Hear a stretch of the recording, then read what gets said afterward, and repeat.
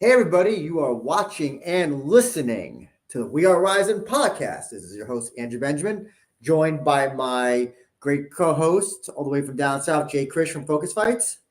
Hey y'all, how's it going? I'm happy to be here, even if many others aren't. But still, though, 2023 for the Rizin Fighting Federation has been incredible, to say the least. Epic by some. But we are here to basically chart down the best and the worst happenings of the Rizin Fighting Federation in 2023, as this year, well, just like we did last year, is our a soccer kid puts it all the way out from Poland right on cue. It's Daniel Dzubecki. How are you, sir? Hello, everyone. I'm very fine. I'm really looking forward to the review of 2023 in Rising Fighting Federation, and looking forward as well for next, actually this year for the next events.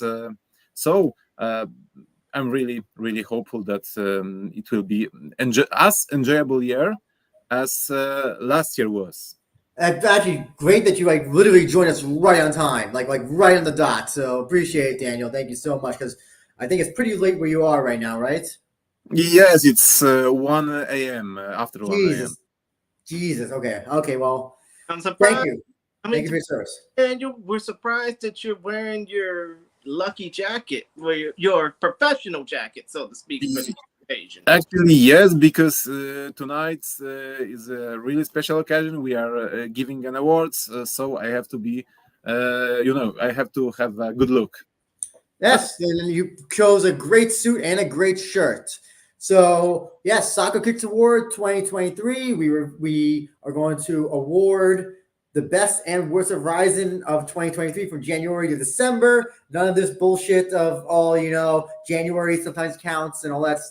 Like January 2020, December 2022 counts or whatever. How they ever do in the Oscars, but yeah, first off, we're going to start with just overall thoughts on Rise's 2023. Daniel, how do you think Rise overall did in the year of 2023 of our Lord and Savior? Mm. My first answer is it was a really great year because we had 9 events in 2023. And to be honest, we had a lot of great events. We will talk about the best events a bit later, but actually, I hadn't many dilemmas in terms of choosing the event of the year. But when reviewing the year, I said to myself, then it was even better that I was thinking because lots of great events, the worst events weren't bad at all. Uh, and first and foremost, the Osaka curse is off because we had a great Osaka event. So it was, yes, from the sports point of view, it was great year for the organization. Maybe in terms of international marketing, it was not that great, but I think we all think that it was the organization, the Sakakibara knows what they are doing, and it was a kind of milestone year because it was the first ever international event. The consistency. When you are talking about Super Rising series stated as a summertime fight festival. Yes, it was. I think it was really a good year. I think it was maybe one of the best years of the company since 2015. Chris, your thoughts? Rise 2023, the year of award.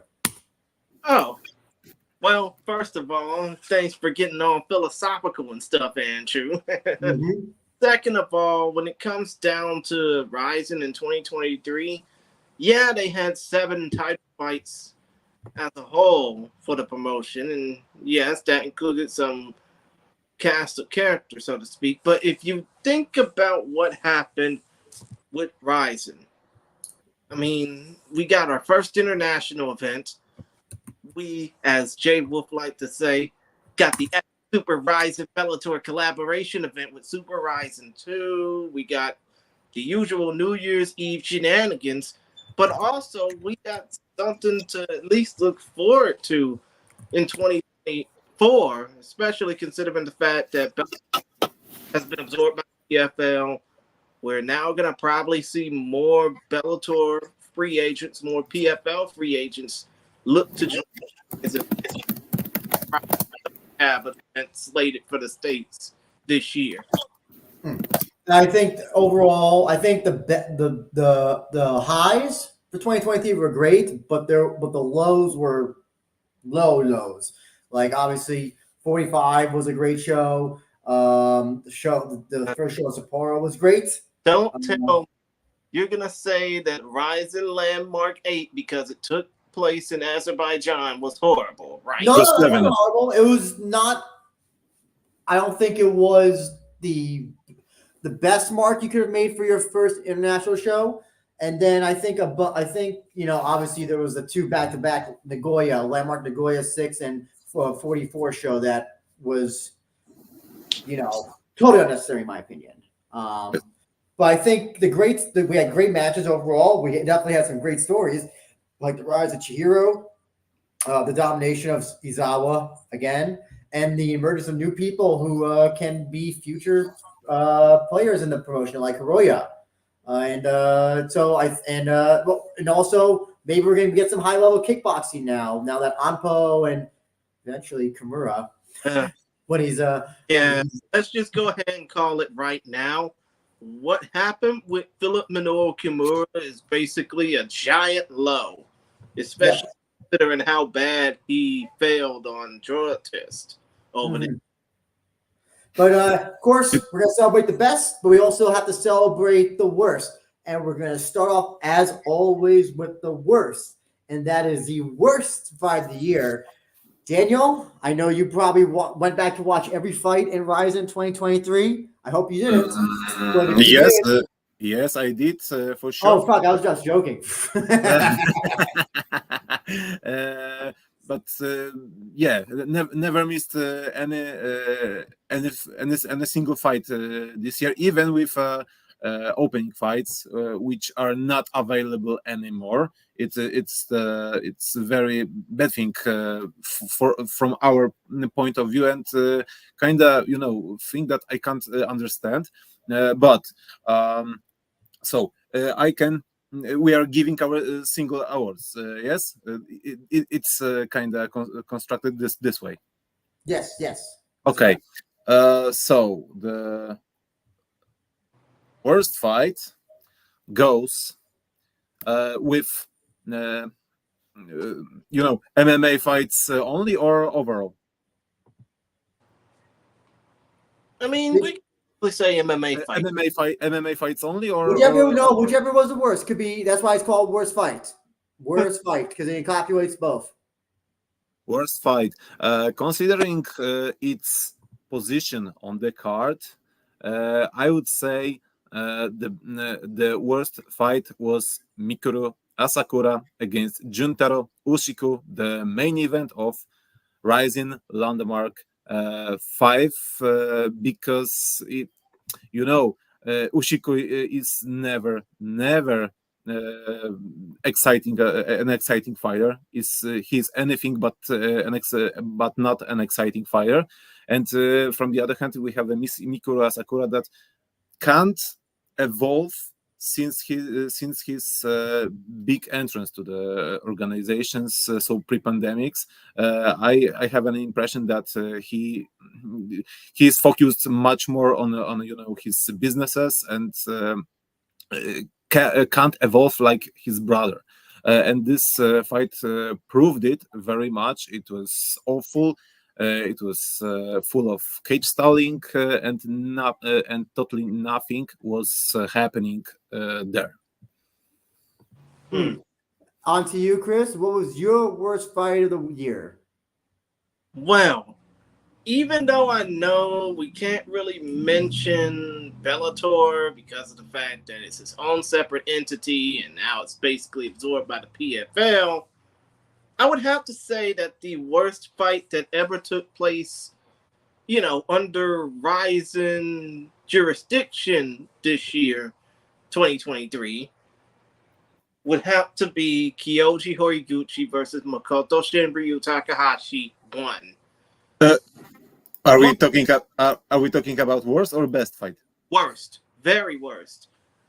I mean, Oh, okay, okay, yes, we yes, yes. were all The first fight. Okay. yeah, we were all expecting for this fight to go down as is, age versus experience, the stylings of Kiyoshi Horiguchi, and will he continue to build toward his legacy versus Makoto Shinryu Takahashi, and will he build toward his career with all the titles that he previously won with Deep and Cage Fury, and it ended up in a 22-second eye poke finish that nobody wanted, disappointed everybody. I'm so sorry. I thought you were going to say the fight from the New Year's Eve show. I was like, Yes, yes. No. We can mention that particular fight as one of the best fights of the year, but that first fight was definitely especially considering the circumstances of it. No, I got you. Okay, got you. You had me worried there for a second, Jay Krish. So I picked exactly what Daniel Becky said. Mikuru Asakura versus Juntaro Shiku. It took me 3 hours to watch that entire main event because I stopped it and then I was just like, I can't watch this. It's like the first round so boring. I had to go do other things. Then I went back to like, okay. Were you doing like film study or something on the fight or something? I was just doing other work. I was just taking care of other shit. And then so what happened was by the way, also King CeeLo, who I don't know if here is in the chat, made his nice little PowerPoint thing for us, and that we can go off when it comes to awards and all that stuff. But also, yeah, it took me 3 hours to finish a 15-minute main event, and it was a terrible. Like, there were other fights that were worse, but that's because the caliber of fighters was low. But these two are high level, and I don't need. Listen, it took me 3 hours to finish a fight where some guy was jumping guard for 3 rounds. It was awful, terrible, and like that show was just overall like a blight. That may have been actually Rizin's really worst show, I think, not counting a non-Osaka show. I mean, what would you say would be the runner-up for worst fight of the year? Runner-up, I don't even know. Like, that's the thing. It was that fight just eclipsed. There were boring fights. There were fights that I don't remember anything. Like, I know, when you gotta get up King CeeLo's thing for worst fight of the year, and he picked a whole bunch, like Saito versus Hiramoto, Sato Ota, Umeno Saito. I don't even remember anything about half of these fights, but I remember the Azakura Ushiku fight took me forever to just like finish it from beginning to end. So I think that's one. I'll say that's one thing. That's one of the reasons why I'm happy Rizin does not have 5-round main events. Imagine that fight as a 5-round main event, Daniel. It would be absolutely even worse than it was. Actually, so yes, I can agree, and but that this was the case, that we are lucky that there's no 5-round headliners.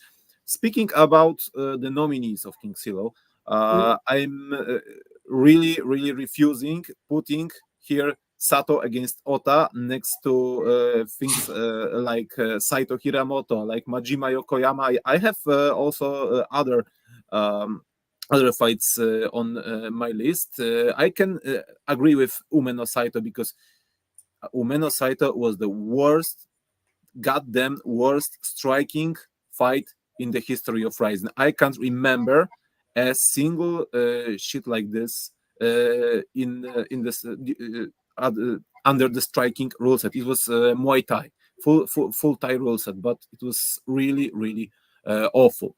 And on my separate list, I have 4 out of these 5 fights listed. Of course, I don't have Sato against Ota because it wasn't that bad at all. It was like a 101 how to deal with wrestling orthodox, and Sato shown it. He also shown a lot of technical striking and the difference in experience in MMA. It was really in some terms it was even kind of pleasant fight to watch. There was the moments, but also I have Abdul Khalikov, Ali Abdul Khalikov, Abbasov, not Nariman Abbasov, but yes, Nariman Abbasov. Ali Abdul Khalikov against Nariman Abbasov because it was Well, you have bias because you were there. You were there, so Yes. you have bias for that fight.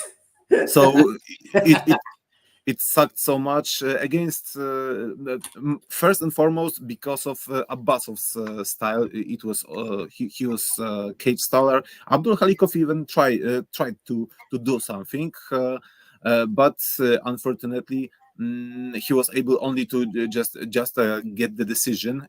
And it was a really bad fight. And first and last but not least, from Super Rising 2, but from the Bellator's part, which was really bad, and it's. I should have just said that Bellator portion doesn't count because that would have been too easy. I think that was Actually, yes. So that's my fault. Understand how I felt about it, but because of the fact that it featured Rizin fighters and it's under Rizin's jurisdiction, you That's fair. say That's fair. a Rizin card just with Bellator sprinkled in. I do. So, Daniel, you did want to ask the question about the worst event of the year, and so I'll yes, but I would like to finish. Yeah. Okay. Go ahead. Because the last one on my own list, it's Larkin against Koreshkov from Super Rising 2 from Bellator's part. I'm counting it. Why? Because it counted as a one event with one ticket. One ticket you didn't have to buy two separate tickets for the event. So I'm listing this fight, this opening fight of this card here because it ended by the decision, a very boring decision.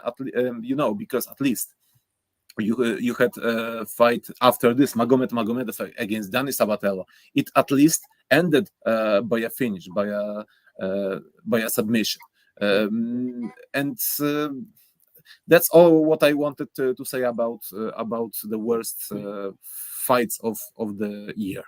Okay, so you wanted to ask about the worst event of the year. I didn't think there was any events that were that bad, but you're convinced about Nagoya 6 and 44. So I will then ask you, what do you think was the worst of the two? Since I'm presuming those are the ones that you're thinking of. Oh, I'm still stuck because I did some, I would say, review of both events, and the difference between them is that 44 has significantly less fights than Landmark 6. 44 was in the ring, Landmark was a cage event, and actually you you had decent opening fights. Maybe I'm speaking about Landmark 6 right now. I don't remember that Kirishima against Yamada fight, but from what I remember, it wasn't good. But as Andrew said before, the competition level was low, and everything can happen in this opening fights, because usually they are in speaking of MMA fights in terms of opening fights, they are usually beginners. So they can do something unusual, but they can make something very bad. So speaking about Landmark 6, you had second twister of Joji Goto. You had knockout of Yusaku Inoue against Kohei Tokeshi. You had decent fight of Viktor Kolesnik. You had a decent fight of Rogerio Bontorin. You had Kaiju Killer Arato against Taka Kenshin, which ended by a finish, and it was a great comeback of Arato. You had very good fights, women's fight, Machi Fukuda against Ayaka Watanabe. You had Igor Tanabe against Animal Koji that ended by a finish, and Yusaku Nakamura against Hiroya Kondo. That was really good fight. So you had a middle. You had the middle part of Landmark 6, which was very fun in a relatively high level, and then you have the main part after the intermission. This show get low. You had Umeno against Saito, which was one of the worst fights this year. Ito against Top Now, that was not very exciting, despite very high expectations, at least from my side. You had Sudario against late call Dong Hwan Lim.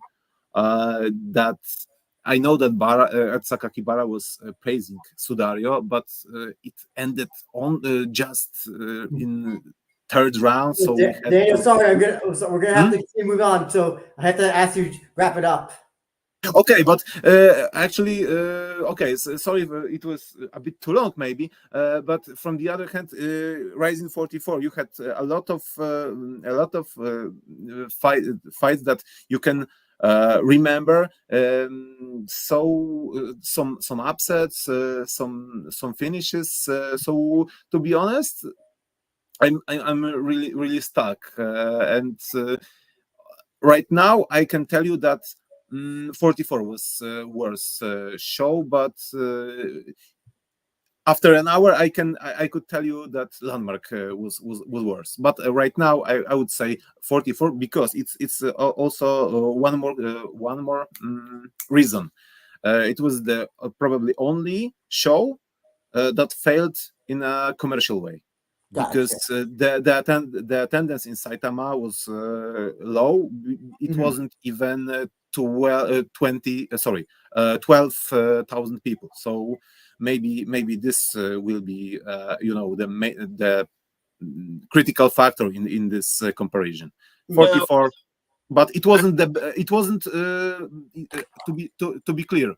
I would like to finish finally, but to be clear, that two shows weren't the very bad show. So I don't think that it was like a not great, not terrible level shows. Okay, gotcha.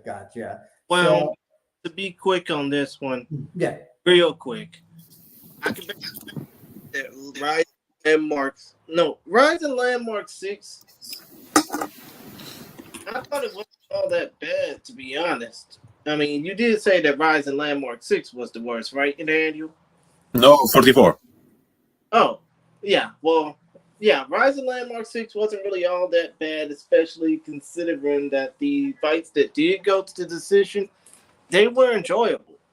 It's just that when it comes down to Rizin 44, we were expecting Shoma Shibisai facing off. No, we were actually expecting Tsuyoshi Sudario facing off against Todd Duffy, but that fight didn't happen. We were expecting a whole lot of action going on, especially with Spike Carlisle versus Yoshinori Horie. But that fight card as a whole, outside of the three fights that ended in a finish, Temiraw versus Soya, Sukas versus Shibisai versus Sukas, and the unfortunate fight with Yuya Fukuda versus Ersin Yamamoto, that entire fight card was a bore to sit through. I mean, seriously, I understand that Rizin Landmark 6 had more decisions, but Rizin 44 was just overall boring to sit. Yeah, I guess it's kind of also, for me, it depends on what my mood is feeling. Whichever one I'm feeling is worse. Though I might lean towards 6 because it had 16 fights, and I think the main event was not that good. At least the main event of 44 had Kanehara versus Klepper, which was a long-time dream fight, in my opinion. But we're going to continue on with our awards, and we're going to go on from the worst to the best. And so we're going to do the entrance / walkout of the year. These are King Silo's picks. These are what he picked. Daniel, I will start first. Who was your walkout / entrance of the year? Okay, just give me a second. I have to find because I was placing my list No in the problem. same order. In the Sorry. same order, yes. That the presentation is. Yeah. Yes. Close enough.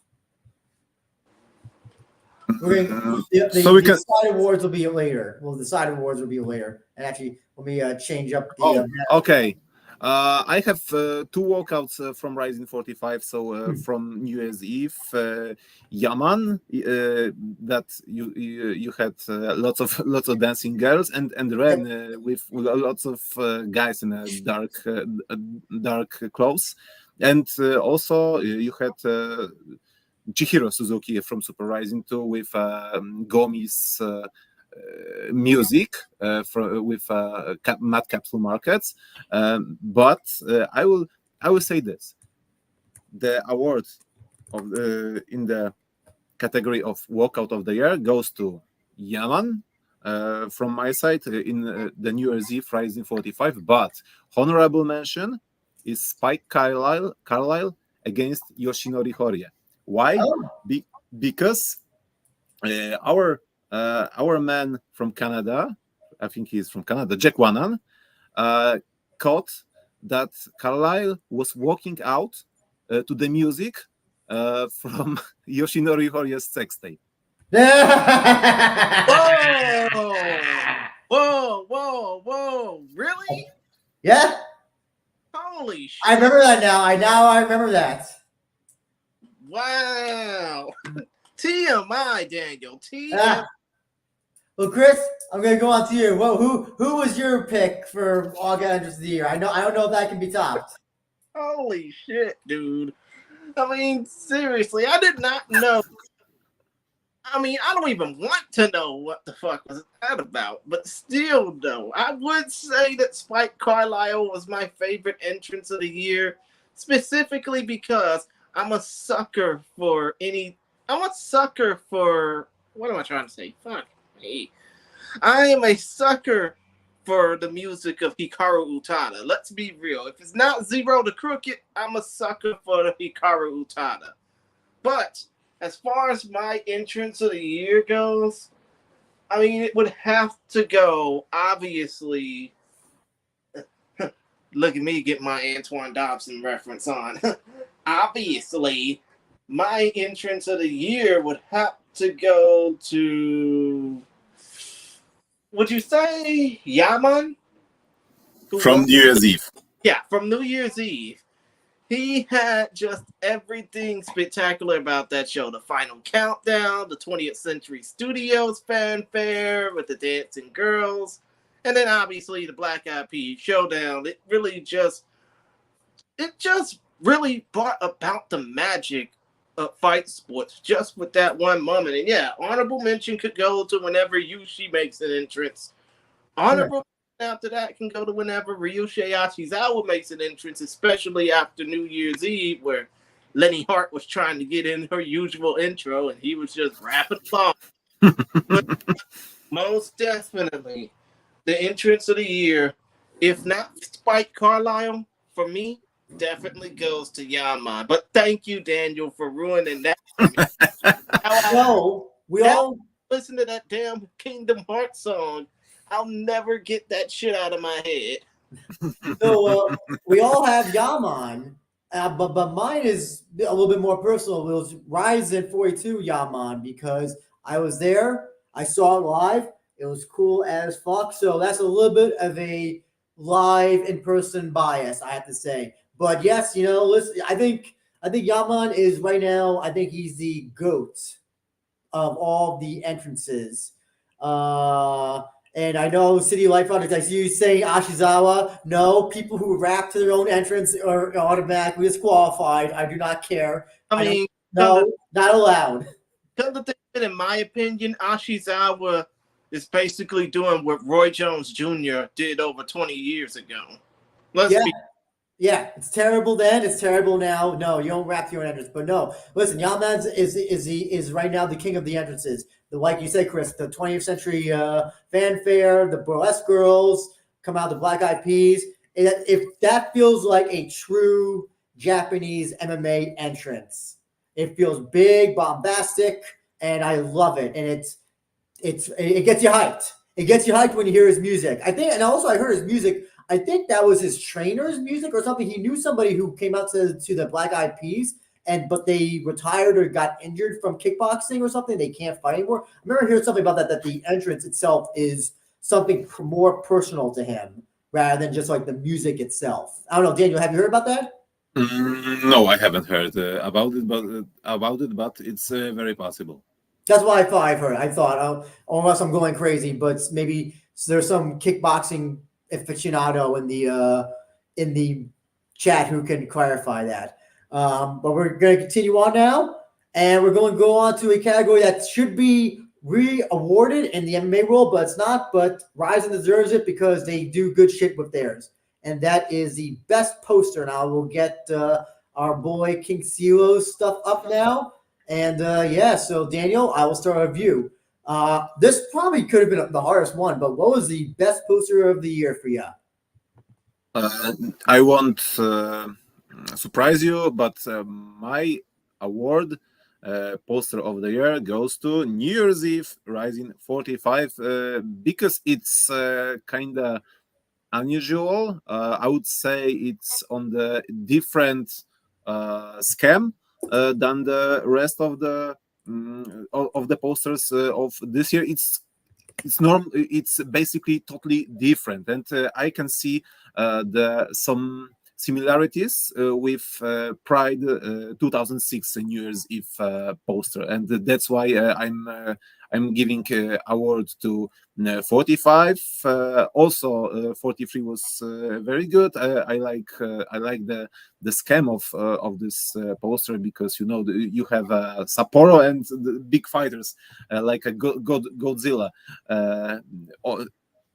inside. But my honorable mention will go to the doubleheader Rizin 44 Landmark 6, but not that first version, but for the alternative versions with birds. It's like I have some things about the Hitchcock's birds films. Gotcha. Chris, on to you, good sir. Best poster of the year. Well, to be honest, I don't really watch fight events just because of the posters. I mean, when I watch a fight card, looking at the fight poster is the last thing I do. But in the case of fight posters, at least for this category, I'm going to go with an unconventional one, and that would be Super Rizin 2. I mean, because of the fact that you had Rizin fighters on one side, you had Bellator fighters on the other. I mean, it's just so creatively done, and pretty much it's one of the last great posters involved in Bellator because of the buyout, But still, though, it just really shown the creativity where both promotions can come together to form something epic, so to speak. Now, what was your favorite poster, Andrew? I'd also just like to add on to that. Bellator posters are hot dog shit. They are some of the worst for a major promotion. Listen, Daniel. I don't really watch Octagon, but they come up with better posters than Bellator has ever. It's really it was embarrassing. Lack of promotion that they had. No, it was just their posters sucked. Their posters were awful. They were done in 30 minutes. By the intern in their office. It was embarrassing. Really yes, embarrassing. They are very similar to each other. I mean, yes. Yeah, you pretty much say that an intern in San Jose made those and then gave it off to some guy at Paramount Global and said, "Hey, we like that. Let's do that." No, they just said make whatever you want in 30 minutes and we'll go with that. And then that's what it was. Well, they didn't even put no thought or heart into it, which is why 45. I agree with Daniel. 45. That poster is amazing. I know it's from Pride, whichever show. It's kind of a similar aesthetic. New Year's Eve 2006. Yes. Yeah. quite Shockwave 2006, as we say in the States. But Daniel, think that you could do a better poster than Bellator ever did? I think so. Very much. I think that this 45 poster, I also think it's a very symbolic poster because, like a high school or college graduation collage, it definitely, if this year is feeling like we're seeing some graduations maybe to other places, possibly. So I like the high school college aesthetic yearbook that it has, because it really did feel like when that show ended, it did feel like the end of some old Rizin era. We're going to be having a new one coming in, and whether that means Horiguchi goes, Azakura, Archuleta, whoever the fuck, it definitely feels like 2024 is on a new path, kind of like when you graduate college. You know what's great? Well, you know what's great about the 45 poster? Everyone are smiling. Oh, that too as well. That too as well. But not Motoya. Oh yeah, no, because he never smiles. But yeah, also that too, because what's her name? I forgot the Sachiko Hokada is the one who takes those post. Sachiko Hotaka. Yeah, who takes those post-fight photos after, and I like it. I like that little aesthetic that she does. It's a lot of fun that she takes pictures of them, win or lose, and they're smiling, even though their faces are all fucked up and all that. That's what when people ask me like why Japanese MMA is so much more interesting. It's not even just what's inside the fights. It's also what's outside. Nobody in UFC does this. Nobody fucking Bellator does this shit. FL? Yeah, PFL as well. So nobody does this besides in Rizin, Japanese MMA, and it's interesting. I like it a lot. Next, we're going to go on to I think this is the second time we're doing it this year, and that is, oh yes, it's the best use of the Superior Rules Set Epicness, which has been changing its name constantly. I think this is what the current name is, that J Wolf has christened it. So that is the best use of knees on the ground or soccer kicks to an opponent. Doesn't necessarily have to be a knockout, just the best use of it. So Daniel, I will start with you, good sir, while I load up King Silo's things, if he has them. Okay, so I think that mine choice is a bit uncertain, unobvious, because I would like to award Taichi Nakajima in his fight from Rizin 42, from what I remember, with from his fight with Ryo Okada. It was last 30 seconds, and he used 2 times flying stomp and a soccer kick very shortly before the final bell. And this is my award, but my runner-up is definitely Koji Tanaka, Cozy, who TKO'd Kota Miura by a straight soccer kicks. 3 soccer kicks. I think he landed 3 of those. I do have to correct King Seal. I don't know if Kento Izumi landing the sock kicks would really be good because he wound up losing because he does. Yeah. I don't know if that's exactly the best use. That may be the worst use of it. So, but Jay Chris, I'll go on to you. Did you have a winner for best use of the SRE? Well, I still call it the SRA, Superior Rule Set Action, but when it comes down to soccer, when it comes down to that, I'm going to go ahead and say it more recently because it was the only time this year where, I'm going to go ahead and say it now, the Koji Tanaka Kota Miura fight ended in soccer kicks, and that was the only finish this past year with soccer kicks, so I'll go ahead and automatically say that. The second best use would have to be Chihiro Suzuki over Vugar Karmov. Now I know why am I saying this? It's because of the fact that in MMA, especially in Unified Rules MMA, they don't allow up kicks. especially kicks to the head of a downed opponent, or when the opponent is down. Uh, That's pretty you damn. know what? I think that under the unified rule set, the KO of Chihiro over Karamov would be allowed because Chihiro knocked out Well, Vugar you have to by correct a me, kick. but Daniel, I thought he had one knee on the ground. I thought Vugar had one knee on the ground. He started kicking him, and then that's when he stood up. I think I could be wrong, or he stood up, then I he don't went to remember, put the knee on the to be ground. honest. One of Yeah, those. but the thing is, in most unified rule promotions, they wouldn't even allow. They don't allow up kicks. Rizin does. Full Metal Dojo does. Even Torre in your neck of the woods, Daniel, does as well. But still, though, I'm just saying, after what happened on New Year's Eve with Koji Tanaka versus Kota Miura, I'm saying, in my opinion, that was the most epic of the superior rule set awesomeness that we've seen over the last 12 months, especially because it ended in soccer kicks, and soccer kicks are beautiful violets personified. Andrew, what say you? Well, Chris, you took the words right out of my mouth because that was my exact pick. Cozy kicking Kota Miura. Apart from the fact that it was semi-ironic because Kota Miura is the son of the well-known soccer star.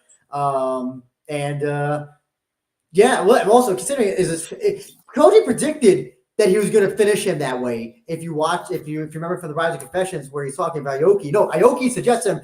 I think you should kick.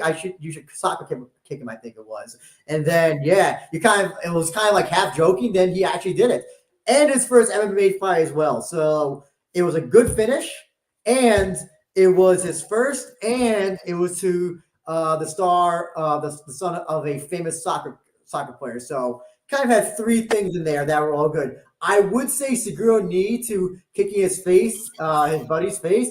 However, though, there's just something. I just like the irony of the soccer player's son getting kicking the face and the body. I just think that's a little bit more cooler in my opinion.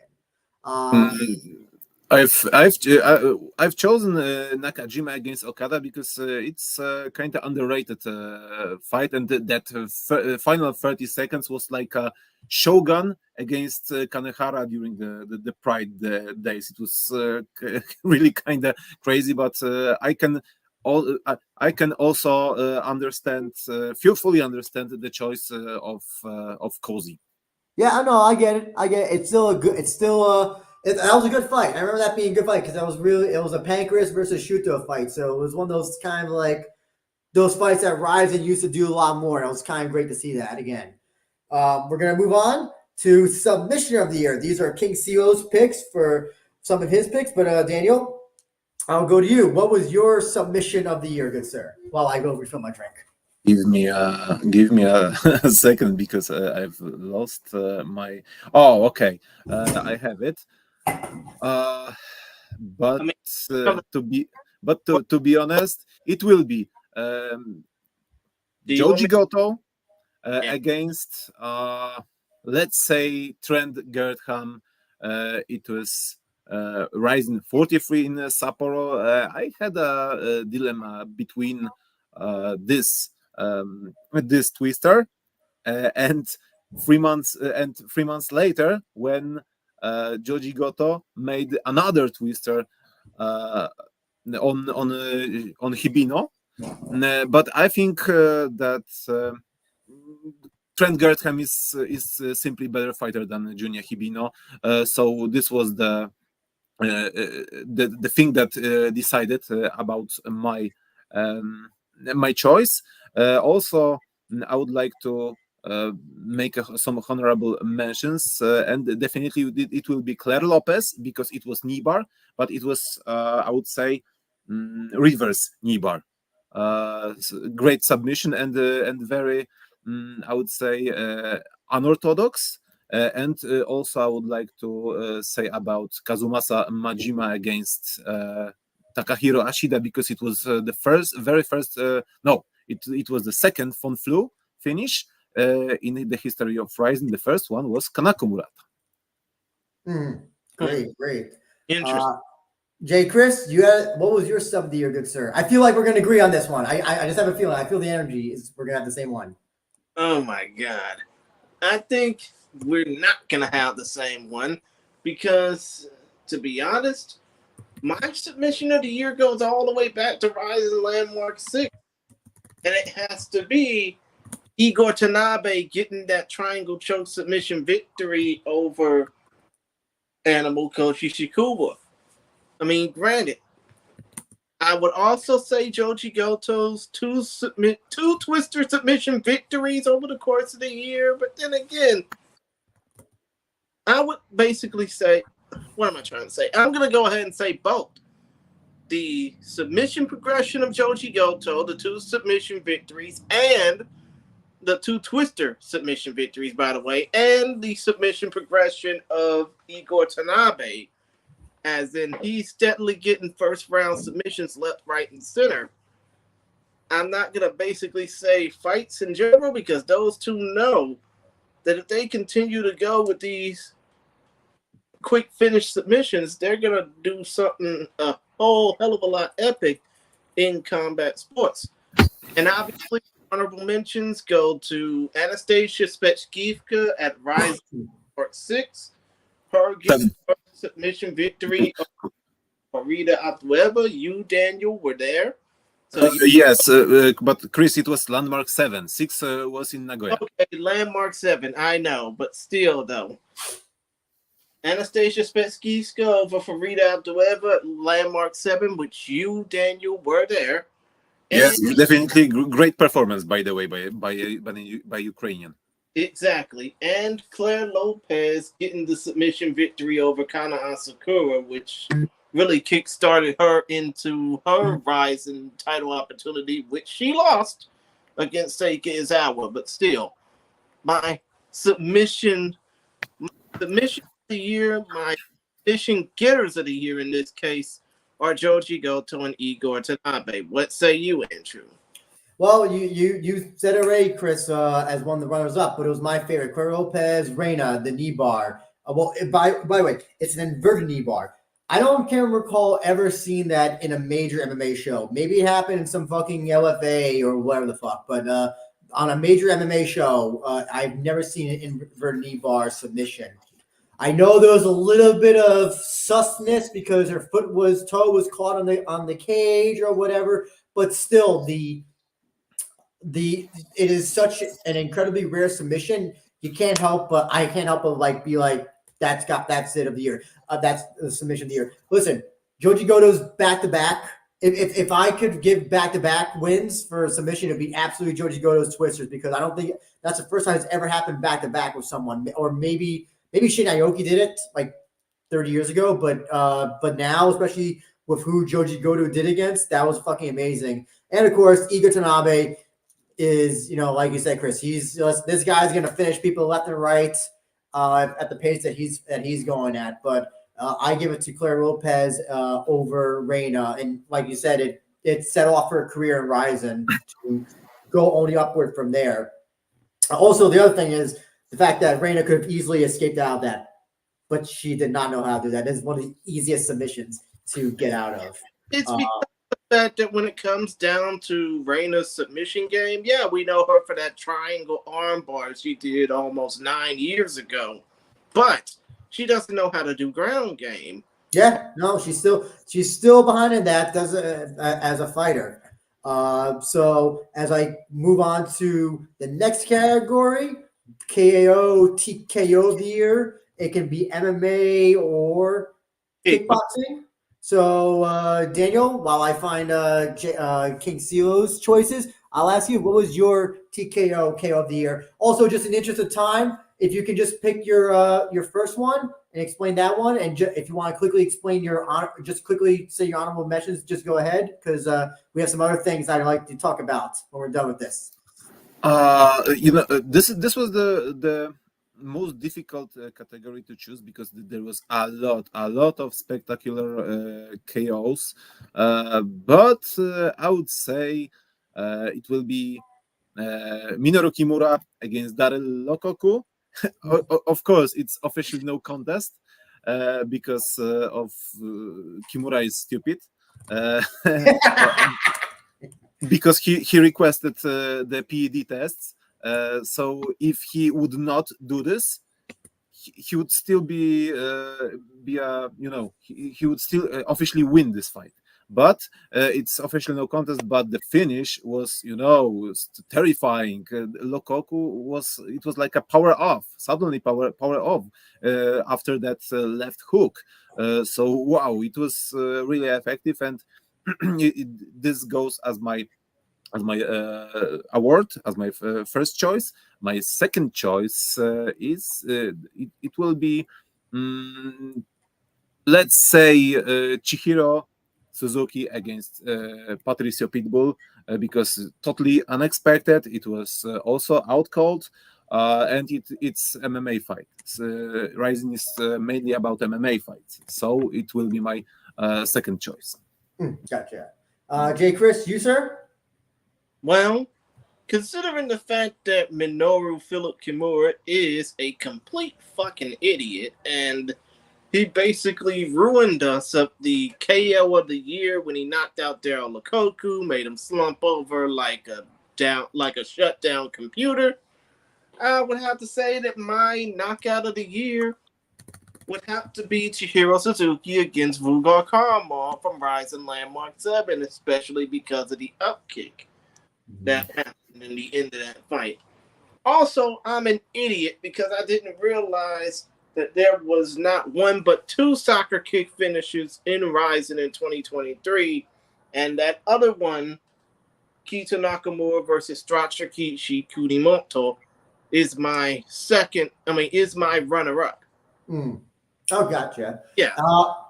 Mine is, listen, Suzuki over Karabov. I mean, not because of the way it happened, and just the nature of the fight, the story, the up to fight. No, listen, I mean, also knocking out the Azerbaijani in front of an Azerbaijani audience. Oh, yeah. I mean, listen, I'm glad that Chihiro made it out alive. But listen, that was one of those like KOs that just I did not believe. And that's the other thing. Knocked him out cold of it. And he was just like, it was reminiscent of the Jacare when Mousasi knocked out Jacare. That's the closest I can think of to an upkick KO that actually was that devastating.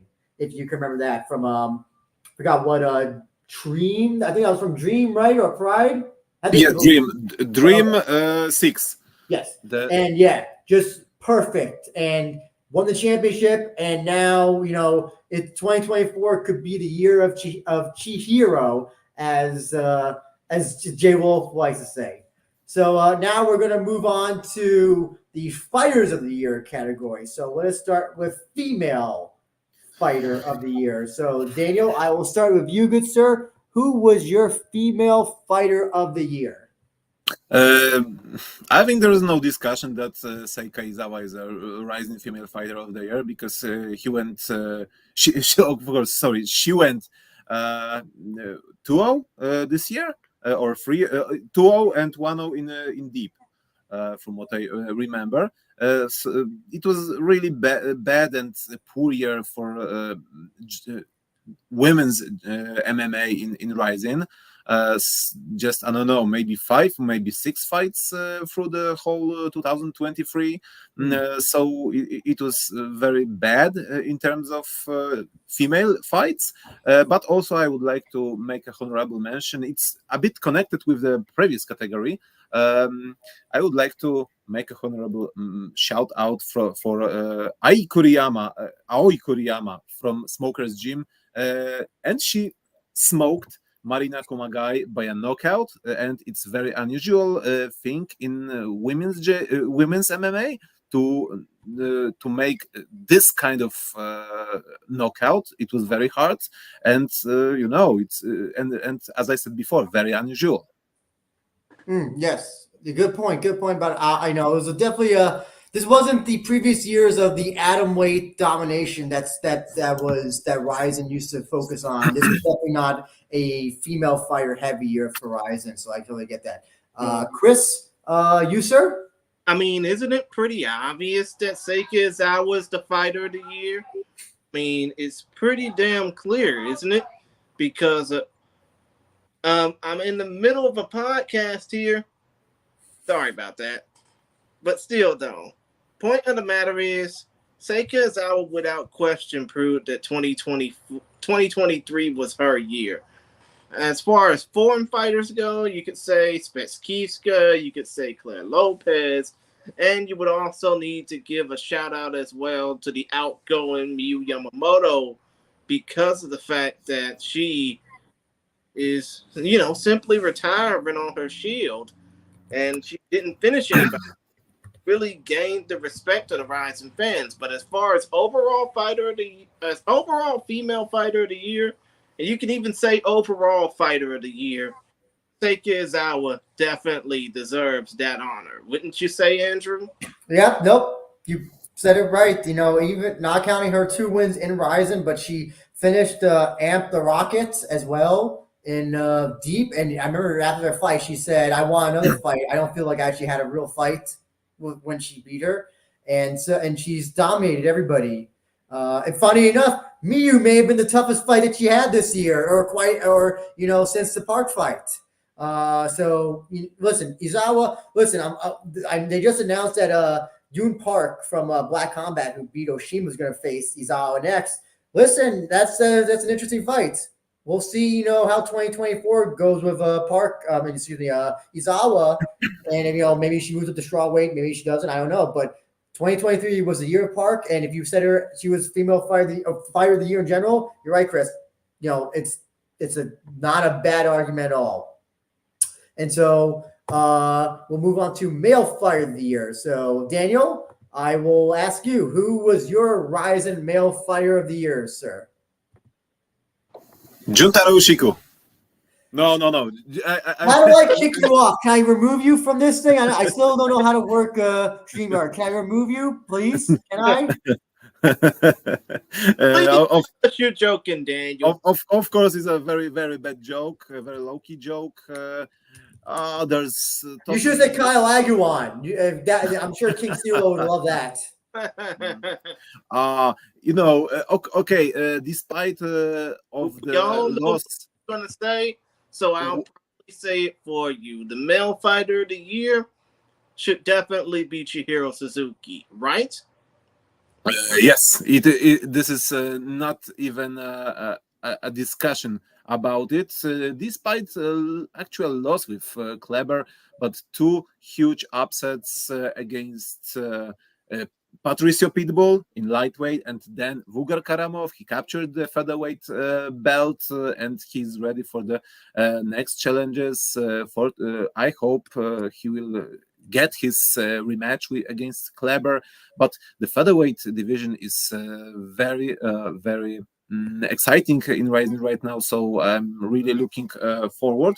I have also a couple of honorable mentions, not that many as I had in KO lists, but definitely Masanori Kanehara, despite his age, he's 40 years old, he's still in a great shape. He's beating out much younger fighters, and he will have his title shot against Chihiro. Am I right? Because I don't remember. He will fight with Kleber. Okay. Yes. And also Kaya Sakura finally recovered from his health issues, and he also captured the bantamweight strap, beat Archuleta, finished him, and it's I would say less obvious choice, Kyung Pyo Kim. Very good first year in Rizin, finishes, knockouts. What can I say more? I gotcha. Chris, you, sir? I mean, it's obvious we're gonna say Chihiro Suzuki has been the fighter of the year for 2023. But you gotta look at the fact that he beat one of the top featherweights in the world in Patricio Pitbull Fury. And then obviously he capped off the year by beating Bulgar Karamov. But then again, you also got, as Daniel said, Kyompyo Kim. You also got Kai Asakura. You got Mikaru Asakura, who didn't really fight much this year, right? I mean, you even got a surge in prospects. I mean, you got two surgeon prospects in Joti Goto and Igor Tanabe, but still, though, most definitely this year was Chihiro Suzuki's year. And I think that in 2024, if we don't see a fight between him and Kai Sakura, I think that one of those guys may end up going to the UFC or may go on to greener pastures, so to speak. Now, what say you, Andrew? Why do you think that Chihiro Suzuki deserves Fighter of the Year? Well, I mean, like you said, he had an incredible year, not only MMA but in kickboxing. I know his kickboxing fight was at the beginning of the year, knockout, but he won the whatever championship in that. Beat Vugar, and also I know he had the one loss to Kleber, and then he had the other the Pitbull knockout. Two high level people who he beat. I understand. I think that's where I'm going to kind of answer your question about how can Chihiro be fired of the year when he got submitted in the first round this year. Even though he lost, he rebounded with the win against Vugar, and beating Vugar is still a high level match to a high level guy to beat in front of Azeri people, in front of Vugar's supporters. Yes. Yeah, all I gotta say about that fight between Chihiro and Kleber, the only thing that prevented that fight from being a loss is because of the fact that Kleber missed weight. And that was very disappointing on, Kleber's end, especially considering that he just came off of losing his title to Vugar and he was looking to get back into contention. So now the good thing is that, I guess kind of the good thing is that presuming if he beats Kanehara at the next event, Suzuki, they can do a rematch because you can say that the first fight was a no contest, non-canon, where the fuck he finally makes weight, and then they can finally get a definitive winner between the two, hopefully. We're going to move on to, I'm just going to ask you guys in the interest of time, just to say just to pick one. We're going to move on to event of the year. And there's probably only really two that could be thought of. But Daniel, I will go to you first. What was your event of the year, sir? The magic number of the year is 17. Why? Because two very best events of Rizin had 17 bouts on the fight cards, but my first choice is Rizin New Year's Eve Rizin 45 Saitama Super Arena 31st of December, because comparing with Rizin 43 from Sapporo, that was the second best event this year. It had higher profile fights, better fighters, and it was, I think, it had some fight of the year candidates that 43 hasn't. So I would my obvious choice going to the New Year's Eve, but also 43 was very uncertain event just before, but it had a lot of chaos. I think the 14 fights out of the 17 fights ended by a finishes, and a lot of very effective knockouts. So yeah, it's very big surprise that this kind of local event looked like this, worked up as as the second best. But also 42 was a great event as well. So this is my bronze medal of this year. 42 had also great fights when I was doing the review. J. Chris? My event of the year, obviously, why not? Rizin 45 that just happened on New Year's Eve, mostly because of the pomp and circumstance of the excitement.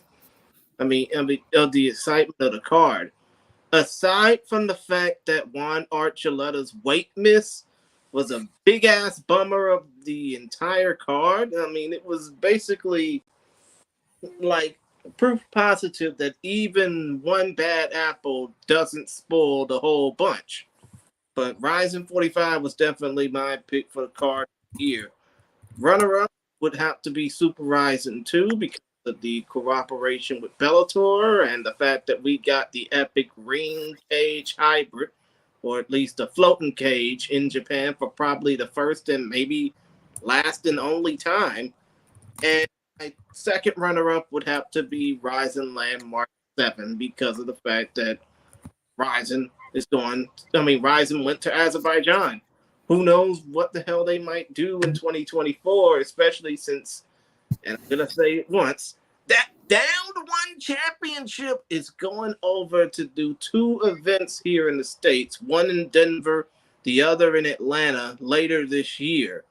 And I'm just hoping that Rizin can get in on the opportunity, but unfortunately, state athletic commissions don't allow the superior rule set. So we'll see what happens. Uh, I would like to say something because previously I had Rising 41 as a third best event, but this is a kind of a common problem in doing the year review. You don't remember that much the events from the first half of the year.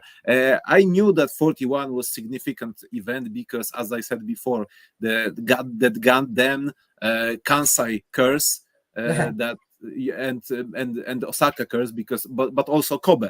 As you could remember that the very first one the very first Kobe event wasn't impressive as well. I would say that 41 was a milestone event for them, really important despite the card. I remember the commentaries about the card, so it was a great event as well. So I've disqualified Super Rising because of Bellator, because I'm counting it as a whole, and the first part, the Bellator's part, sucked. So that's why. So easy answer for me. 45 New Year's Eve tells it felt like an old school Rising show pre pandemic, and it was so much fun to watch. I wasn't feeling at all tired watching this show. It was just I don't think there was anything bad other than two intermissions. I know that 43 is kind of like the guilty pleasure that's kind of like that's my guilty pleasure. If I ever wanted to show somebody a Rising show for the first time, I would show them 43. They still could contend. I think there was two awful fights in that card. If I remember, I think there was Reiki Endo and Seki on that fight on that card, which was terrible. But on that, that's like it's like a Michael Bay movie. It's like a Michael that to me is like a Transformers movie. So I can't deny you had two great shows, at least two all timers this year, but 45 edges out for me. Now, of course, the pièce de résistance of the Soccer Kick Awards. Fight of the year. Daniel. My choice is going. It's last call choice because I was rewatching this fight just before our recording, and I would say bantamweight title from Rizin 45. Juan Archuleta against Kai Asakura. Constant action, a lot of exchanges, some scrambles on the ground. So it's my first part. But I have some honorable mentions. And the second one is Luis Gustavo against Koji Takeda. It was Landmark 5 in Tokyo. Why? Because it was so it had so much old school flavor. It was I was feeling like in a time machine, and I would went to go to 2003 to the very first Pride Bushido events. It was like watching guy from Shootbox, let's say Luis Azaredo against Tatsuya Kawajiri. I had that feeling watching Gustavo and Takeda. Takeda was trying to get the fight to the ground. Gustavo was trying to defend, and he was landing a lot of shots. But when Japanese took him to the ground, he was doing lots of scrambles, great defensive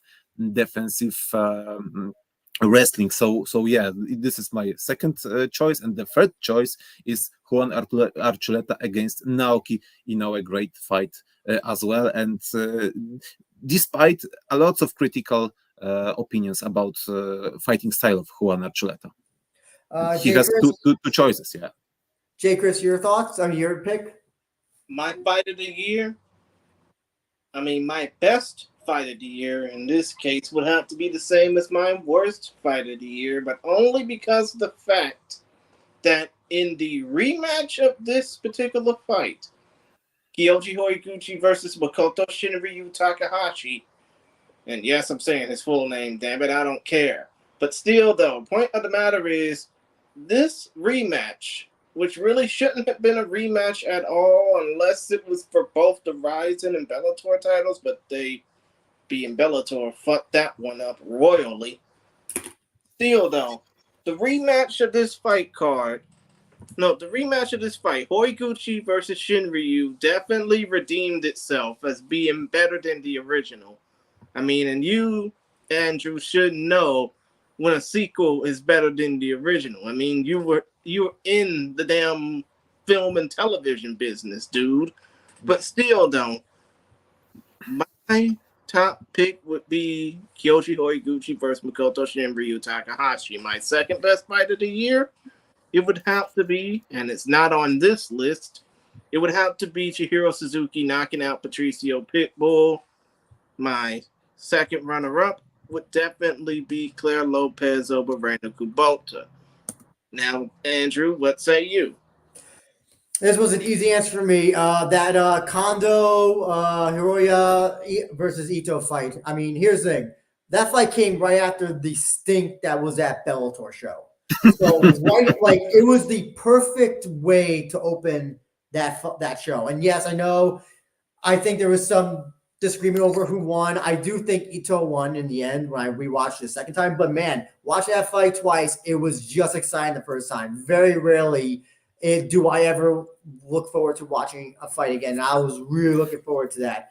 Gotta give, if there was ever there was an unsung hero award for 2023, I definitely think Hiroya deserves that award. But yeah, for me, it was Hiroya versus Ito, Super Rizin 2, right after this stinky portion that was that fucking Bellator dog shit. Yes, I can agree. It was like a huge refreshment after the Bellator's. It was the best palate cleanser you could have gotten. Really, yes. It was the best palate cleanser. Yeah, I wrote on the audience. The audience was like so into it. Like I think they were like tired of.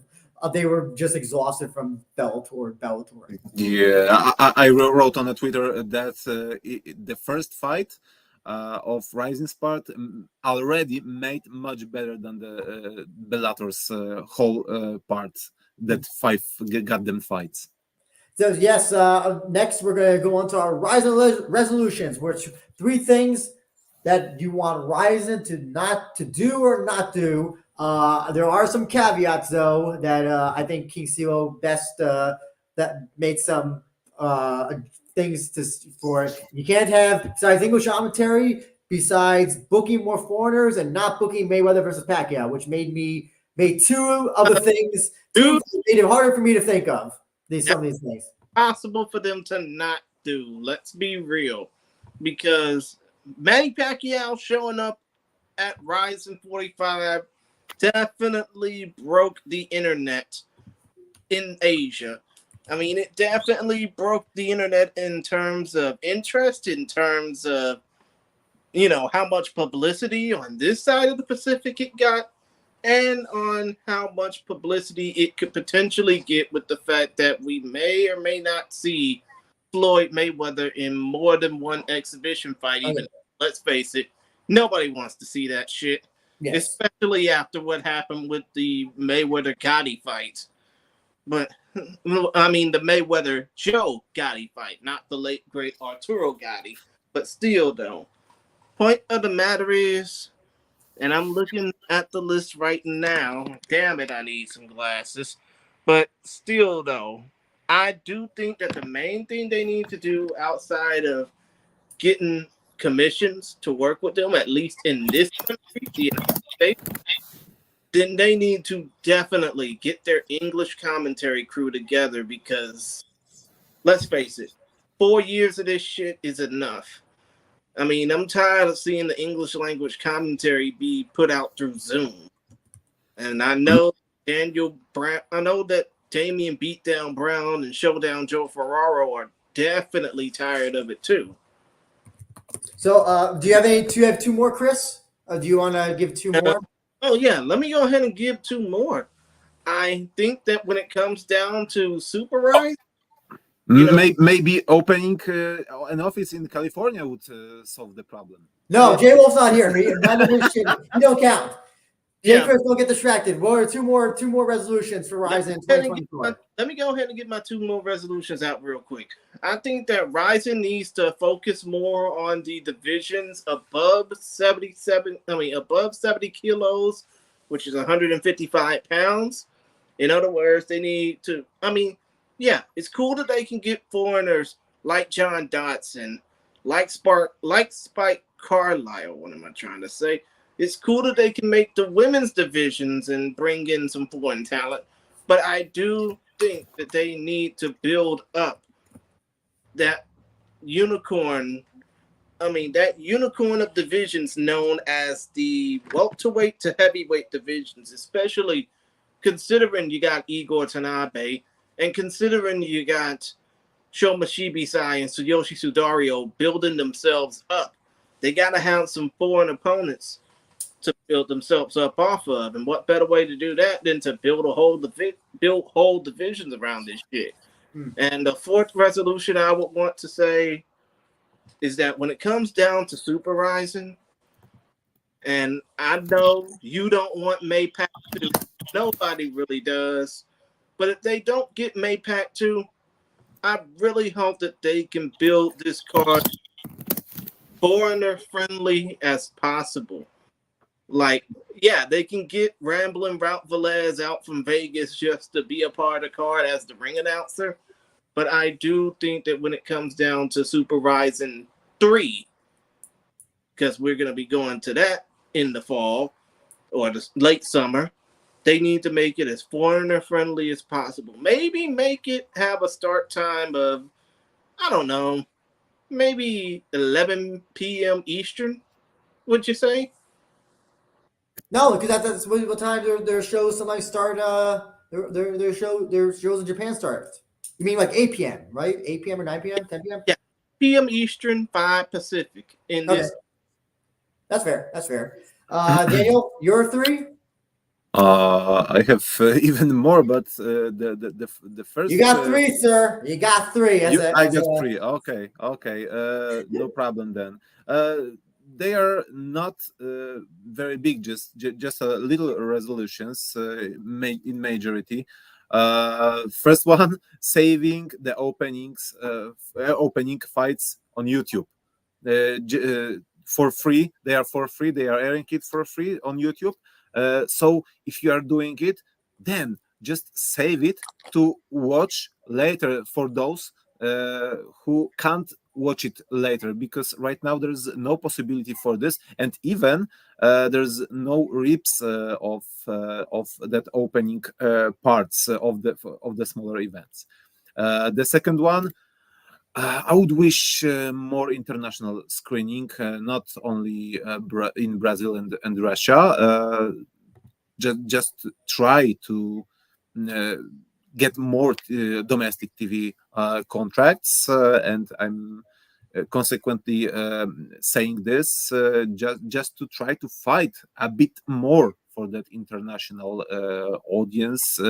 You don't have to take Conor McGregor versus Floyd Mayweather to the Super Rising 3. You don't have to do this, but try to make a bit more effort to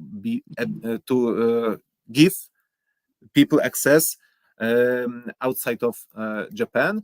And the third one is if you are doing the event outside of Japan, and we know that there will be more and more international events, make a possibility to fans to buy your merchandise. And there's three not very obvious, but I think kind of significant things. So mine pertain besides because I probably would have said all three of those that King Seal said that cannot be used. So mine were after I actually created one today after I learned that K1 and Rise are going to be doing a joint show at El Dorado this year. You know what? I think now is a better time than ever that you can do a K1 versus Rizin show. K1 is no longer ran by a fucking crazy weirdo guy. Rise has always worked with Rizin. And I think you can, if you want to do just a match too, I think you could definitely do it this year more than ever before, especially with the way that K1 is going and with what Rise is doing. And that'd be fucking great. Or as I guess you could do Rise versus Black Combat, CJ. But I'm thinking a little bit bigger than Black Combat. Not that it isn't big, and not that I don't love it. Number two, championship rounds need to be first 10 minutes. First round, second 5 minutes. I like Jiri rounds, and I think they're awesome. And I would like to see Rise and just be different from the pack to just deliver their championship fights, not their main events. Their main events can still be 3 rounds, 5 minutes, but I want to see championship fights different. I want to see them old school Pride Jiri style because I just love the 10-minute round. I think, and it gives a lot more opportunity for a finish, in my personal opinion. I don't know if there's any statistics about to back it up, but that's what I believe.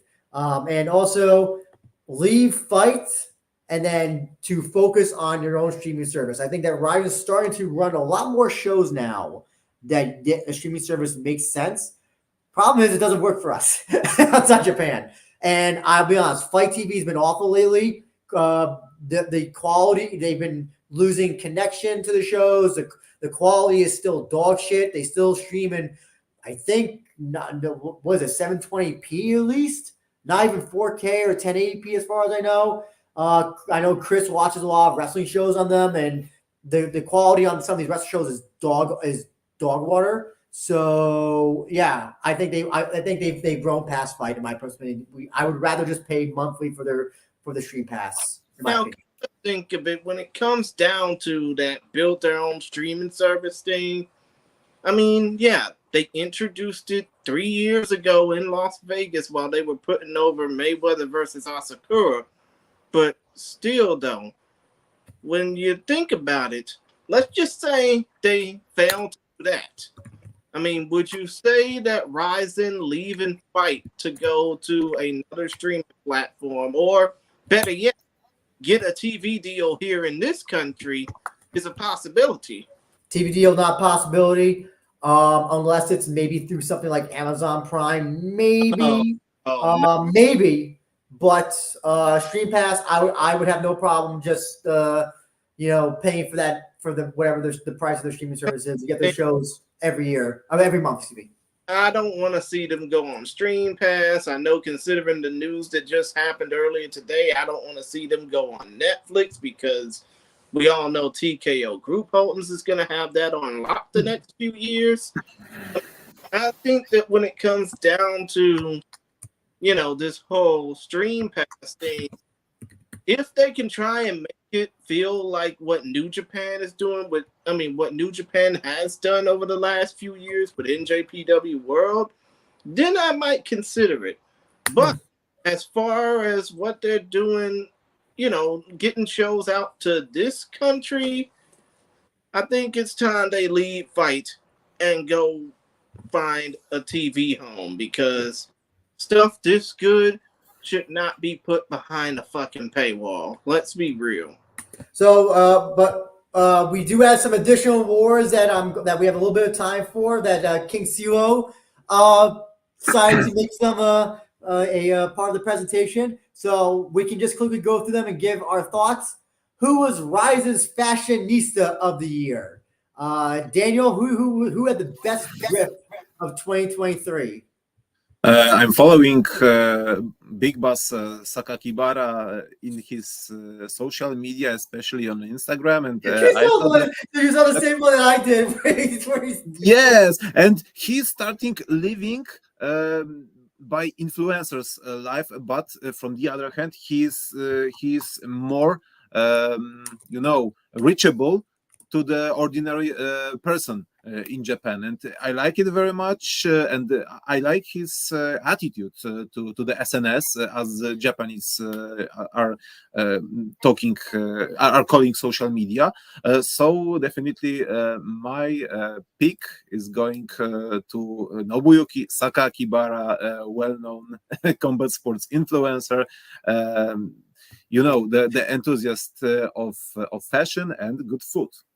How about you, Chris? Did you have a fashionista of the year? Dude, I really didn't care about, the fashion for this year. I mean, for the last year. I mean, if you count entrances as fighter fashion, No, they're separate. You can't. No, you can't. Fashionista is who had the best drip of 2023. Oh my god.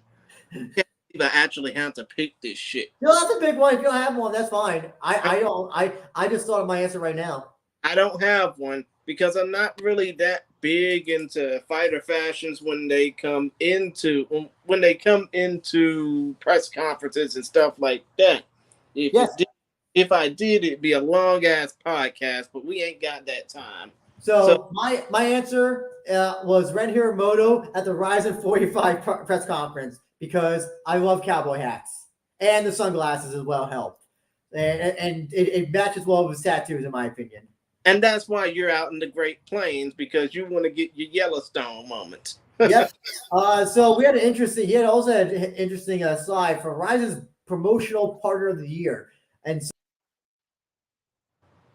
Oh, Andrew disappointed from the live. Please stand by. But still, though, I can basically look off of what King CeeLo has put down, because I got skill limits here. Sorry about that. He's back. Rise's promotional partner of the year. I'll get it back up for you, but I think you have that. Yes, I have it. On my screen. Who was Rise's best promotional partner of the year in your opinion? We have to just make a difference between official partnership and the situation when, for example, Pancras or Shuto just not making problems for their best fighters to going into the bigger stage that Rizin is. We have all of the promotions that are connected with Rizin in some different ways. Initially, I would say Deep. Why? Because it's with Rizin since the very beginning. But from the other hand, in this year, I don't think that Deep developed any significant fighters. Only Ryuya. I can remember only Ryuya Fukuda, who was a very new fighter from Deep, but he had only one fight with Erson Yamamoto. Oh, sorry, Daniel. I'm going to have to ask you to speed up. Unfortunately, we're going to be running out of time. Okay. So Deep, not Bellator. It's last year, but we all know how Super Rizin's part of Bellator looked like. It sucked. And K1 started sending the fighters to Rizin, but they are sending only fighters from their development league, Crush. So I would pick Pancras as Rizin promotional partner of the year. I think that lots of fighters that connected with Pancras, both in Rizin, and they made some, I would say, some impact in the organization this year. Jay, Chris, who is their promotional partner of the year in your opinion, good sir? while I would say K1 because of the fact that they got Mikio Ueda to fight for them, I would definitely, of course, Deep Jewels because it's Seiki Izawa, and I hope that Seiki Izawa doesn't lose her next fight. I would have to say that that the promotional partner of the year, in my opinion, is Knockout because look at what Chihiro Suzuki has done. If you look at what Hiroki Suzuki have done, I mean, my goodness. You got to think that a lot of these fighters who are coming in from knockouts are going to be really, flavoring the well, so to speak, with their own style coming in 2024. And you can also give Shudo, Rise, Shootboxing, Deep Kick, Road FC an opportunity to shine as well, especially because it's a fighting federation, not a fighting championship. Bellator, after what happened in November, who cares? Exactly. Easy answer. Deep Jewels. That's where they get the best, some of the best prospects from. That's where they get some of the best fighters from. You also get some of the worst, like Jutaro Rushiku, but he's an anomaly. Most of their fighters are high class. Bellator, thank God that promotion is over with, and they're likely, whoever if they partner up with belt with PFL, maybe or maybe not. I don't know. Probably not likely, but I'm happy with the Deep Jewels partnership. Unfortunately, we have less than 5 minutes, guys. So rapid fire. I'm going to ask you next. What was your upset of the year, Daniel? No discussion about this Chihiro Suzuki against Patricio Pitbull. The second one will be the Chihiro Suzuki against Vugar Karamov. The third one, probably Hiroya against Joe Arai. How about you, Chris? I have two on my list. Chihiro Suzuki versus Patricio Pitbull is my top pick. Mikio Ueda versus Tsuyoshi Sudario is my runner-up. What say you, Andrew? Suzuki Pitbull. That is the answer. If I'm forced to pick another one, Arai over Kanda, but I think that's a little bit of an asterisk because Arai came way too. That return fight was way too fast. He had a few months to recover. I think he beats Kanda, and I think he was beating Kanda in the first round before obviously he got knocked out. And the last question that we have from King CEO is who will be the breakout fighter of 2024? Daniel, who do you think will be that person, male or female? I think it will be someone from the brand new flyweights, most probably, that appeared this year in Rizin. Probably new fighters like I would say Ramazan Temirov.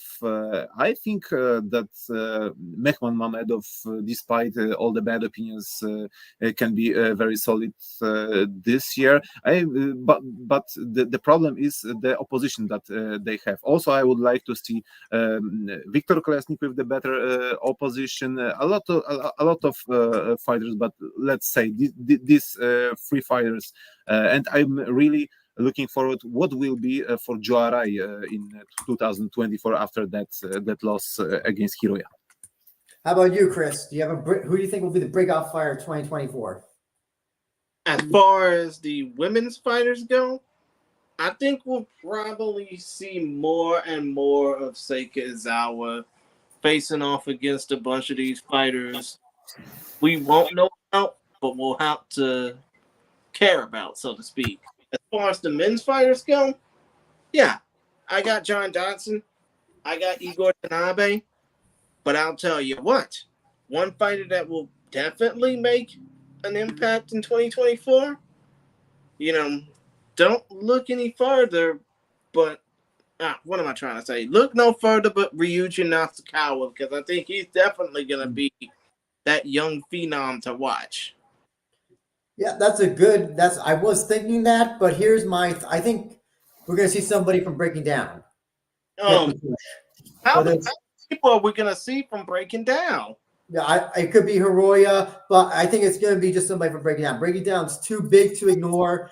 I think Miku is going to have a little bit too much influence in who Bara books for his fights. We saw already that you had somebody making their debut at New Year's Eve from Breaking Down in the kickboxing fight. So I think we're going to see somebody from Breaking Down be the whether they deserve it or not, be the star of 2024. That being said, unfortunately, we do have to head out, gentlemen. Daniel, I would like to give you an opportunity to plug plug your stuff. Good sir. First and foremost, Twitter, aka X. Yes, you can see on the screen my Twitter address, and I'm tweeting there mainly in English, but in Polish as well. Depends on the topic. Also, my Instagram, Daniel double space DEE, and these are the main SNS in Japanese where you can follow me, and I'm posting the stuff. Chris, your stuff, good sir. I'm on Twitter and the fans at Chris Gary 92. I'm on Instagram at Chris Gary 1992. And you can follow whatever Focus Fights has in store in the link tree URL you see right in that little blue space right there. Andrew, what say you? And oh, by the way, I just realized you said maybe Rizin can get on Tubi. Yeah, they'll get the same push as the movies they show on there. Yeah, well, maybe not. Maybe not Tubi or maybe Freebie or whatever they call. Anyway, you can follow We Are Rising Podcast at We Are Rising Pod. I write stuff for MMA Sucker occasionally, mostly Rising stuff. And my personal is A Benja1 on X, Twitter, whatever the hell you want to call it. But that was our 2023 Soccer Kick Awards. Looking forward to 2024 on Ryzen. I think it's gonna be another good year for Ryzen. I hope so far. And yes, thank you everybody who tuned in, and enjoy the fights of 2024 from Ryzen. Take care, everybody. One more thing. It's the great Lenny